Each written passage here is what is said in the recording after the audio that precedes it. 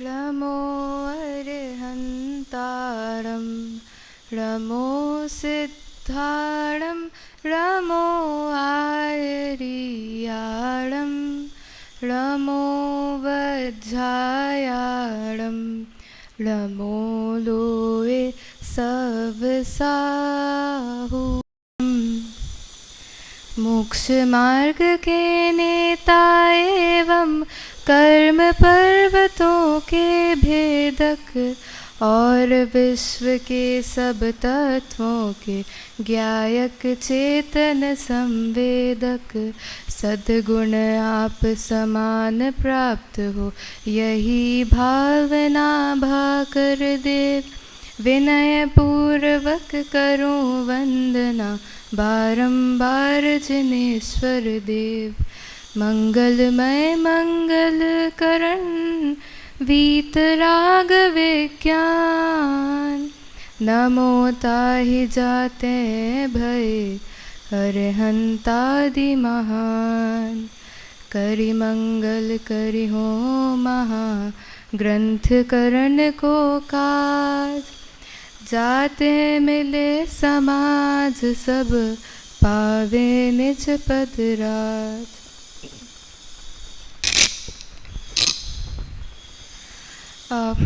आपने बाहर में देखा होगा, हम जब भी कहीं बाहर जाते हैं तो सुना होगा कि काफ़ी लोग कहते हैं ये करो मुक्ति मिलेगी, ऐसा करो मुक्ति मिलेगी, इतना दान दो मुक्ति मिलेगी, ये बनवाओ वो करो, इतना सब करो, इन सब से मुक्ति मिलेगी। तो आज हम इस विषय पर चर्चा करेंगे कि सच्ची मुक्ति क्या है और सच्चा मुक्ति का मार्ग क्या है। ठीक है, तो ये हम पुरुषार्थ सिद्धि उपाय इस ग्रंथ के आधार से हम इसकी चर्चा करेंगे, जिसके रचयिता हैं आध्यात्म रसिक आचार्य पूज्य आचार्य अमृतचंद आचार्य। आध्यात्मिक संतों में कुंद आचार्य के बाद यदि किसी का नाम लिया जाता है तो वे हैं अमृतचंद्र आचार्य। दुख की बात है, आपका परिचय ज़्यादा प्राप्त नहीं होता है, परंतु पुरुषार्थ सिद्धि उपाय ग्रंथ के एक श्लोक में ही आपने अपनी सरलता प्रकट करते हुए मानो अपना पूर्ण परिचय ही दे दिया हो। वो श्लोक कुछ इस प्रकार है। वर्णे कृतानि चित्रे पदानि तु पदे कृतानि वाक्यानि वाक्ये कृतं पवित्रं शास्त्रम इदं न पुनरस्माभिः। अर्थात तरह तरह वर्णों से पद बन गए, पदों से वाक्य बन गए और वाक्यों से यह पवित्र शास्त्र बन गया और मैंने कुछ भी नहीं कहा। यानी कितनी महिमा की जाए, इतने बड़े बड़े ग्रंथ आचार्य लिख देते हैं। समय सार की टीका अमृतचंद आचार्य ने लिखी, प्रवचन सार की टीका अमृतचंद आचार्य ने लिखी, और इतने बड़े बड़े ग्रंथ लिखने के बाद वे कहते हैं कि मैंने कुछ भी नहीं कहा। मतलब कितनी ज़्यादा बड़ी बात है ये। और कहाँ हम ज़रा थोड़ा सा कुछ कर नहीं देते हैं, थोड़ी सी कोई बड़ी चीज़ करते नहीं हैं कि हर जगह ढिंडोरा पीटते हैं, मैंने ये किया, मैंने वो किया, देखो मैंने ये किया। तो अब यदि हमें कुछ करना ही है जो हमारे लिए पूर्ण उपादेय हो, जो हमें सच्चा सुख प्राप्त हो, जिससे ऐसी मुक्ति को हम समझते हैं, ऐसी मुक्ति का मार्ग क्या है यह हम समझते हैं। तो इस मुक्ति के मार्ग में सबसे पहले तो ये देखते हैं कि मुक्ति क्या है। तो इसके लिए 20वें इसके लिए कहते हैं कि मुक्ति का आशय है दुखों से पूर्णतः मुक्ति। मतलब यानी हमें किसी भी प्रकार का दुख है तो उससे पूर्णतः मुक्त होना ही सच्ची मुक्ति है। और क्या कहा, दुख आकुलता रूप है, अतः मुक्ति पूर्ण निराकुल होनी चाहिए। जहाँ रंच मात्र भी आकुलता रहे वह परिपूर्ण सुख नहीं, अर्थात मुक्ति नहीं। अब आप खुद ही सोचो, वो मुक्ति कैसी मुक्ति होगी जहाँ पे थोड़ा सा भी दुख हो, फिर तो वो मुक्ति भी नहीं कहलाएगी। मतलब जहाँ जैसे हम कहते हैं कि किसी ने नया वाइट ड्रेस पहना, ठीक है, उस कल ही लेके आए हैं और नया एकदम प्लेन वाइट ड्रेस है ना, और अब बहुत एक्साइटमेंट थी, नई ड्रेस थी और कल ही लेके आए हैं, तो उछलते कूदते हम जा रहे थे कि सबको दिखाएंगे मेरा नया वाइट ड्रेस है। और एक्साइटमेंट के चक्कर में क्या हुआ कि उछलते उछलते थोड़ा सा कीचड़ उछल के हमारी ड्रेस पे लग गया। अब उस पूरी वाइट ड्रेस की शोभा उस छोटे से कीचड़ के डॉट की वजह से ख़राब हो गई। उसी प्रकार यदि मुक्ति में हमारा जो सुख है उसमें थोड़ा सा भी अंश मात्र भी दुख हो तो वो पूर्ण मुक्ति नहीं है। मुक्ति दुखों से पूर्णतः रहित जो है वही सच्ची मुक्ति है। ठीक है। अब आप आगे देखें कि जो मुस्लिम्स हैं, मुस्लिम टेररिस्ट होते हैं, तो वो कैसे होते हैं? उनका मेन मोटिव क्या रहता है कि हम इनको मारेंगे तो हमें मुक्ति मिलेगी। उनके अंदर ऐसी एक बन जाती है कि अगर हमने इसको मारा तो मुक्ति मिलेगी, इनको मारा तो मुक्ति मिलेगी, इतनों को मारेंगे तो मुक्ति मिलेगी और खुद मर जाएंगे तो मुक्ति मिलेगी। मतलब ये कैसी मुक्ति होती है कि जिसमें खुद को मार दिया तो हमें मुक्ति मिल गई। ठीक है। तो ज़रा सा भी दुख नहीं होना चाहिए। अब खुद को टॉर्चर करेंगे या किसी और को टॉर्चर करेंगे तो ये कहाँ से मुक्ति का मार्ग है? दादा कहते हैं ना कि जो मुक्ति जितनी हमारे लिए अच्छी है उतना ही अच्छा हमारा मुक्ति का मार्ग है। ऐसा नहीं है कि कहीं टॉर्चर वगैरह किया जाए। तो अब ये क्या सच्चा मुक्ति का मार्ग क्या है?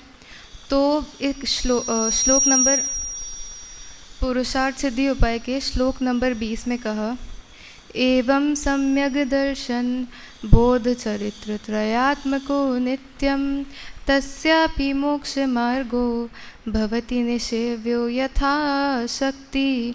अर्थात सम्यक दर्शन, सम्यक ज्ञान और सम्यक चारित्र, इन तीनों की एकता ही मोक्ष मार्ग है। प्रत्येक जीव को इसका सेवन यथाशक्ति करना चाहिए। आगे कहा कि सम्यक दर्शन अर्थात सच्ची श्रद्धा, सम्यक ज्ञान अर्थात सच्चा ज्ञान और सम्यक चारित्र अर्थात सच्चा चारित्र, इन तीनों की एकता ही सच्चा मोक्ष मार्ग है। ऐसा नहीं कि हमने सम्यक ज्ञान या सम्यक चारित्र या सम्यक दर्शन में से कुछ एक कर लिया तो हमें मुक्ति मिल गई। नहीं, हमें तीनों करने से ही मोक्ष प्राप्त होगा। पर एक प्रश्न यहाँ उठता है कि ये जो सच्चा दर्शन, सच्चा ज्ञान, सच्चा चारित्र है, ये किसका करना, किसका सच्चा दर्शन, सच्चा ज्ञान? तो अपनी आत्मा का ही सच्चा दर्शन, सच्चा ज्ञान, सच्चा चारित्र करना कि ये मैं हूँ और मैं परम शुद्ध आत्मा हूँ। आगे कहते हैं कि निश्चय, आगे सम्यक दर्शन, सम्यक ज्ञान, सम्यक चारित्र का स्वरूप बताते हैं। तो निश्चय से तो ये तीनों ही आत्मरूप ही हैं, अर्थात आत्मा की शुद्ध पर्याय हैं। लेकिन फिर भी इनको भेद से समझाते हुए कहते हैं कि पर पदार्थों से भिन्न अपनी आत्मा का वास्तविक स्वरूप स्वसन्मुख होकर समझकर उसमें आत्मपने की श्रद्धा सम्यक दर्शन है। श्लोक नंबर 22 में अमृतचंद आचार्य लिखते हैं,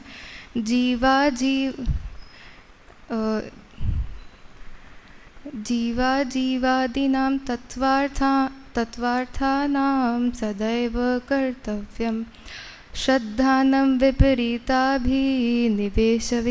विक्तमात्मरूपम तत्। अर्थात विपरीत मान्यता से रहित जीवादिक तत्वार्थों का श्रद्धान अर्थात प्रतीति करना ही सम्यक दर्शन है। इसे प्राप्त करने का नित्य प्रयत्न करना चाहिए क्योंकि वह आत्मस्वरूप ही है।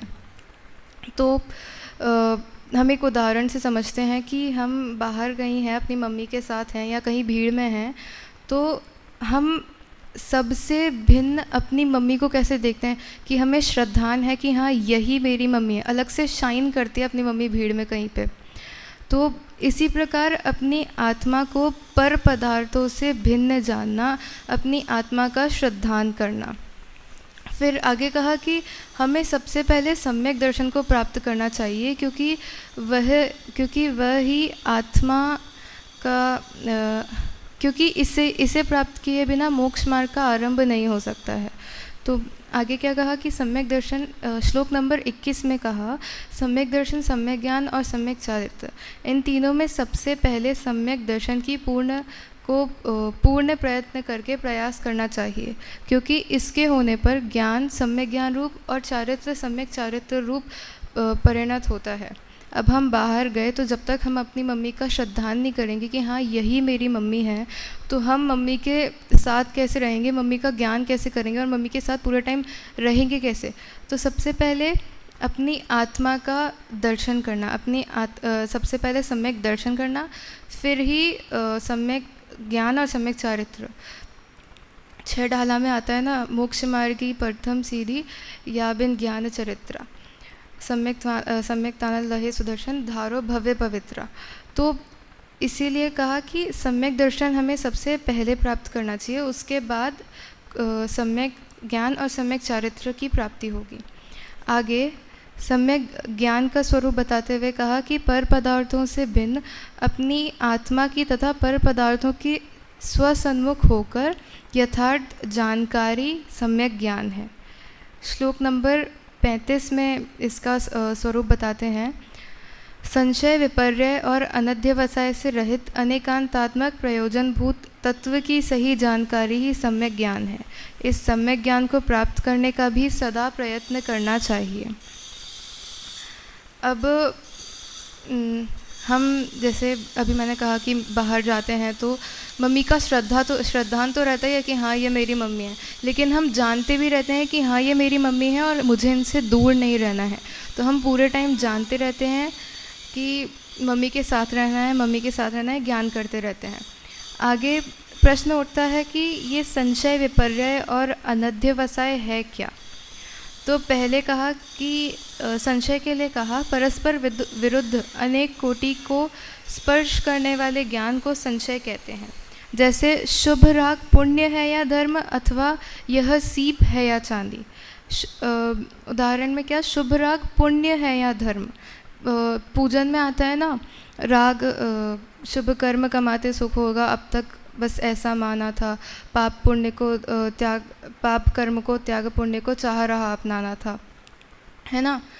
और क्या कहा कि जैसे दादा का एग्ज़ाम्पल था, दादा ने दिया था कि एक बच्चे की मम्मी गुम जाती है तो उसे पुलिस स्टेशन में ले जाते हैं, तो वहाँ पे बच्चा पूरे टाइम बैठ के देखता है कि मेरी मम्मी कहाँ है, आएंगी कि नहीं, इसी रास्ते से निकलेंगी तो दिखेंगी। तो उसे दिखता है कि एक आंटी ने सेम ड्रेस पहना है जैसे मेरी मम्मी ने पहना है, तो वो उस टाइम पे एक कन्फ्यूज़न हो जाता है कि ये मेरी मम्मी है या नहीं।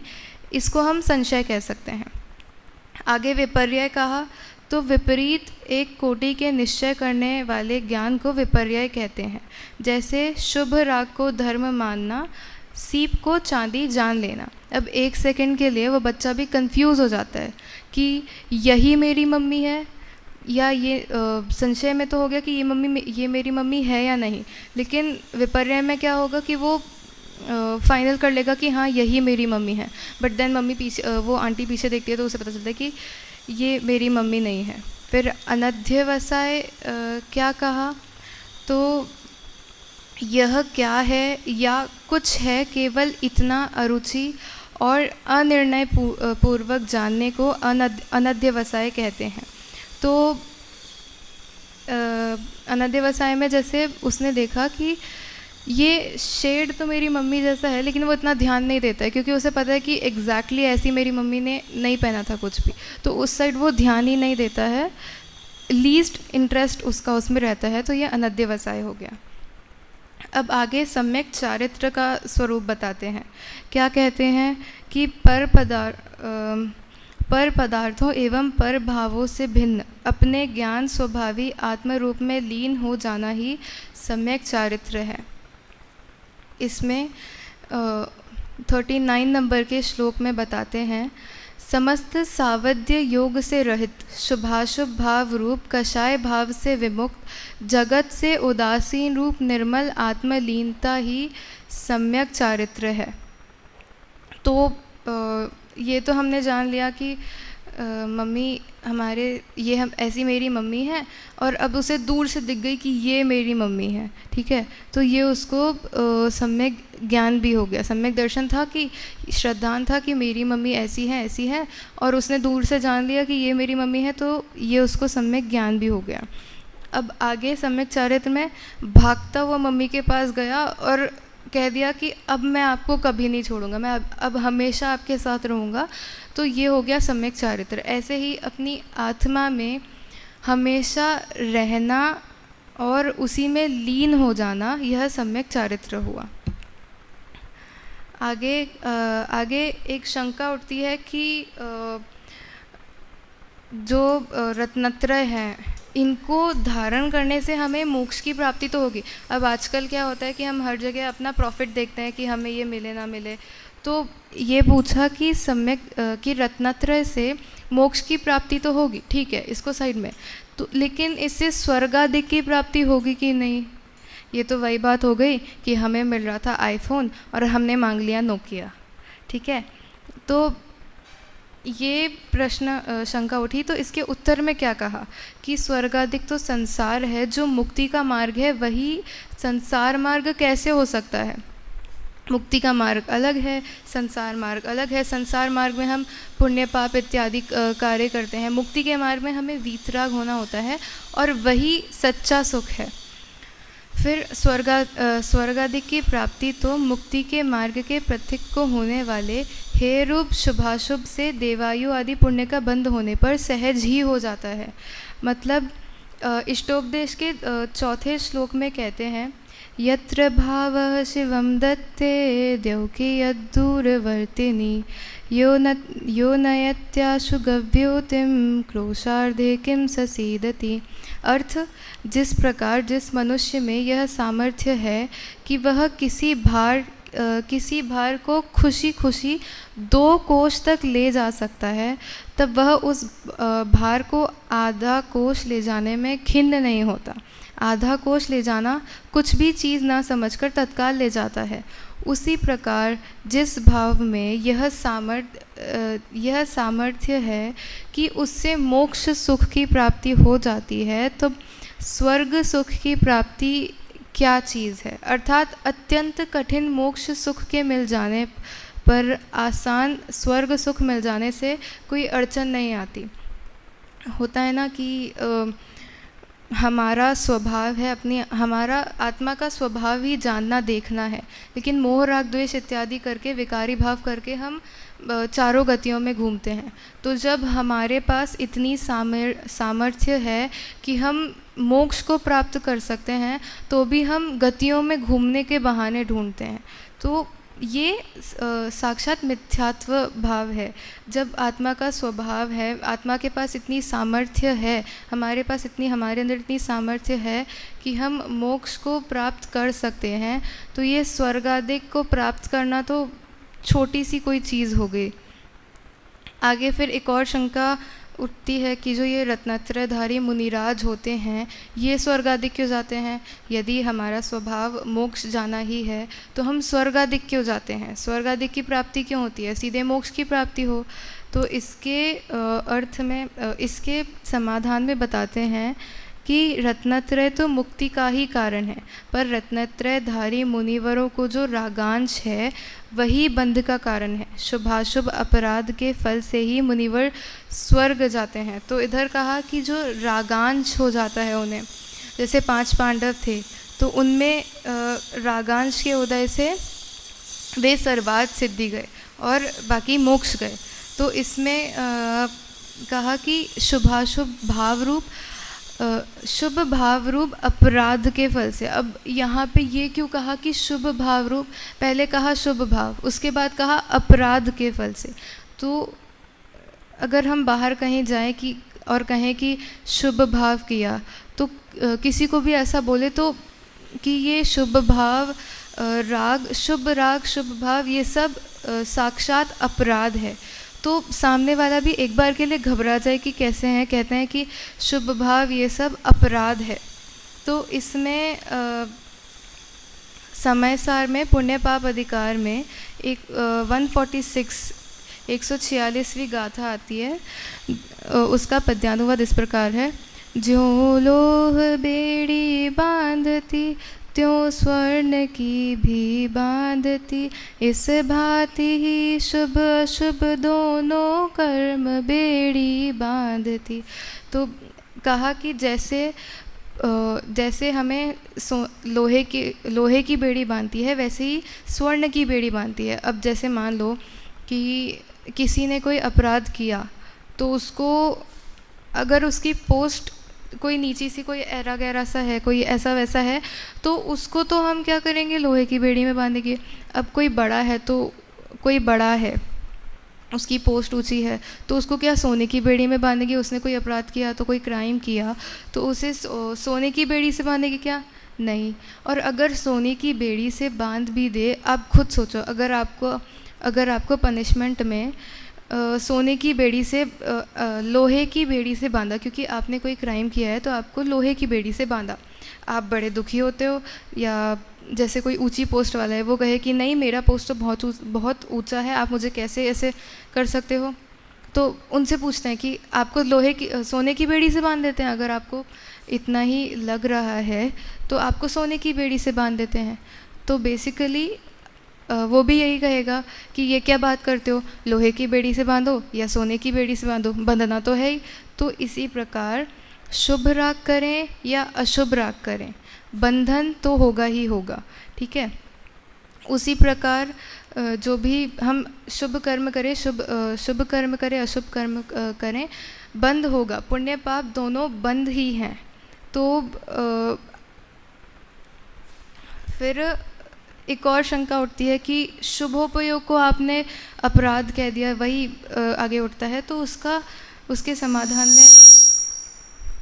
उसके समाधान में बताते हैं कि यदि रत्नत्रय बंध का कारण नहीं है, तो फिर शंका उठती है कि रत्नत्रय धारी मुनिवरों को देवायु प्रकृति का बंध कैसे होता है। इसका समाधान हमने इष्टोपदेश में तो देख ही लिया है। फिर पुरुषार्थ सिद्धि उपाय में ही 220वें श्लोक में लिखते हैं, रत्नत्रय धर्म निर्वाण का ही कारण है, अन्य स्वर्गादिक का नहीं। मुनिवरों को जो स्वर्गादिक के कारण पुण्य का आश्रय होता है, उसमें शुभोपयोग का ही अपराध है। यानी ये जो शुभोपयोग है, अशुभोपयोग तो अपराध है ही, द्वेष इत्यादि करना है ही, लेकिन जो शुभ राग है, शुभोपयोग है, यह भी अपराध ही है। आगे फिर एक और शंका उठती है कि वे जो मुनिराज थे, उनको रत्नत्रय भी तो था, फिर उन्हें बंद क्यों हुआ। तो इसके उत्तर में, इसके समाधान में लिखते हैं कि जितने अंशों में रत्नत्रय है, उतने अंशों में अबंध है, जितने अंशों में रागादिक है, उतने अंशों में बंध है। इसमें श्लोक के माध्यम से समझाते हैं, येनांशेन सुदृष्टिस् तेनांशेनास्य बंधनं नास्ति, येनांशेन तु रागस् तेनांशेनास्य बंधनं भवति, येनांशेन ज्ञानं तेनांशेनास्य बंधनं नास्ति, येनांशेन तु रागस् तेनांशेनास्य बंधनं भवति, येनांशेन चरित्रं तेनांशेनास्य बंधनं नास्ति, येनांशेन तु रागस् तेनांशेनास्य बंधनं भवति। पुरुषार्थ सिद्धि उपाय के 212वें, 213वें और 214वें श्लोक में कहा गया है। अर्थ क्या? इस आत्मा के जिस अंश में सम्यक दर्शन है, उस अंश अर्थात पर्याय से बंध नहीं है, तथा जिस अंश से राग है, उस अंश से बंध होता है। जिस अंश से इसके ज्ञान है, उस अंश से बंध नहीं है, और जिस अंश से राग है, उस अंश से बंध होता है। आगे, जिस अंश से इसके चारित्र है, उस अंश से बंध नहीं है, और जिस अंश से राग है, उस अंश से बंध होता है। क्या कहा कि जैसे मुनिराज अपने ध्यान में लीन रहते हैं, तो कहते हैं ना कि जैसे हम भगवान आदिनाथ का उदाहरण लें, तो उन्होंने कितने समय तक उन्हें तपस्या की, तो भी उन्हें मोक्ष नहीं प्राप्त हुआ था। फिर भगवान बाहुबली ने भी कितने समय तक तप किया था। फिर भरत जो थे, चक्रवर्ती भरत जो थे, उन्होंने यहाँ मुनि दशा धारण की और यहाँ उनको मोक्ष हो गया अंतर मुहूर्त के काल में। तो अंतर मुहूर्त में मोक्ष हो सकता है। तो यहाँ पे कहा कि जो अंतर मुहूर्त है उनका जो उपयोग है वो अंतर मुहूर्त तक नहीं लग पाता है। किंचित कषायांश, किंचित रागांश, किंचित शुभोपयोग जो हमने कहा, उसके उदय से उन्हें बंद हो जाता है। तो क्या कहते हैं कि जितने अंश में उनका ध्यान है उतने अंश में उनकी शुद्धता रहती है, और जितने अंश में उनका राग है उतने अंश में उनको बंद होता है। इसी को ज्ञान, दर्शन और चारित्र के आधार से समझाया है कि जितने अंश में मुनिराज के सम्यक दर्शन हैं उतने अंश में तो उनका शुद्धोपयोग रहेगा, लेकिन कदाचित कुछ अशुभोपयोग आ जाता है या कुछ शुभोपयोग ही आ जाता है, तो उतने अंश में उनका शुभोपयोग का बंद होगा। फिर आगे इसी को ज्ञान में बताते हैं कि जितने अंश में उनके सम्यक ज्ञान है उतने अंश में तो उनके बंध नहीं होगा, उतने अंश में उनका शुद्धोपयोग रहेगा। लेकिन जितने अंश में उनके राग है उतने राग है, मिथ्या ज्ञान है या शुभोपयोग ही ले लो, तो उतने अंश में उनको बंद होगा। फिर आगे जितने चारित्र पर भी यही बात लगाई है कि जितने अंश में सम्यक चारित्र है उतने अंश में तो शुद्धोपयोग रहेगा, लेकिन जैसे ही उपयोग टूटा तो उस अंश में जो शुभोपयोग आया उसमें बंद हो जाता है, उस अंश में बंद हो जाता है। यानी एक लकड़ी को देखें तो उस लकड़ी को हम किसी भी साइड से पकड़ें, रहेगी तो वो सीधी ही, घूमेगी तो वो पूरे साइड उतनी ही, लेकिन किसी भी साइड से पकड़े तो वेट के हिसाब से हम माप लगा सकते हैं कि इस साइड से पकड़ा तो भी इतना पूरा हमारा उपयोग है। अब हमने उसे इस साइड से पकड़ा या इस साइड से पकड़ा, उपयोग तो उपयोग रहेगा, लेकिन आधा पकड़ा तो आधे अंश में शुभोपयोग, आधे अंश में शुद्धोपयोग। यहाँ से पकड़ा तो 3/4 में शुद्धोपयोग और बचे 1/4 में शुभोपयोग, इस प्रकार से कहा। अब इसे हम एक छोटे से उदाहरण के माध्यम से भी समझ सकते हैं कि दादा ने वही उदाहरण दिया था कि बच्चे को पुलिस स्टेशन ले जाते हैं कि तुम बैठ के यहाँ देखो तुम्हारी मम्मी को, तो बीच बीच में बच्चा अगर रो रहा है कि मुझे मम्मी की याद आ रही है, मम्मी क्यों नहीं मिल रही हैं, तो उसे खिलौने इत्यादि से टॉयज़ वगैरह देकर उसका ध्यान हटाते हैं। तो जो उसका वो ध्यान हटाने का जितना काल है उसको हम बंद वाला काल कह सकते हैं, और जितने टाइम में वो अपनी मम्मी को ढूंढने का पूर्ण प्रयास करता है वो उसका शुद्धोपयोग वाला टाइम कह सकते हैं। फिर आगे अतः यदि हमें बंध का अभाव करना है, दुख को मेटना है, तो रत्नत्रय रूप परिणाम करना चाहिए। यही एकमात्र सांसारिक दुखों से छूटने के लिए सच्चा मुक्ति का मार्ग है। क्या कहा कि अगर हमें इस बंध का, ये जो अंश मात्र भी बंध है, अंश मात्र भी जो दुख है, कषायांश है, इससे भी हमें हटना होगा, तो हमें अपनी आत्मा का ध्यान करना होगा, अपनी आत्मा में ही जमना रमना होगा और रत्नत्रय रूप परिणमन करना होगा, और इसी से हमें सांसारिक दुख से पूर्ण मुक्ति मिलेगी। जैसे वो बच्चे को फाइनली उसकी मम्मी मिल गई कि उसने देखा उसका ध्यान यहाँ वहाँ हट रहा था, वो टॉयज़ से खेल ही रहा था कि उसे एकदम से उसका ध्यान वहाँ गया, उसने देखा कि अरे ये तो मेरी मम्मी है, तो वो सब भूल जाता है, क्या खिलौने, क्या खाना पीना, सब कुछ भूल के, सारे मोह राग द्वेष सब भूल के, अपनी सुध बुध सब भूल के भागता हुआ जाता है मम्मी के पास कि ये मेरी मम्मी है, मम्मी मुझे मिल गई है। उसी प्रकार अपनी आत्मा को पहचानना, अपनी आत्मा को अपनी उसी मम्मी के समान, जितना श्रद्धान, जितना ज्ञान, जितना चारित्र हम अपना मम्मी में, जितना राग हमारा है, उसी प्रकार अपनी आत्मा में ही लीन होना, वीतराग होना, अपनी आत्मा में ही जमना रमना, यही सच्चा मोक्ष मार्ग है। इसी प्रकार हम भी अपनी आत्मा में जमे रमे, इसी मंगल भावना के साथ जय जिनेंद्र।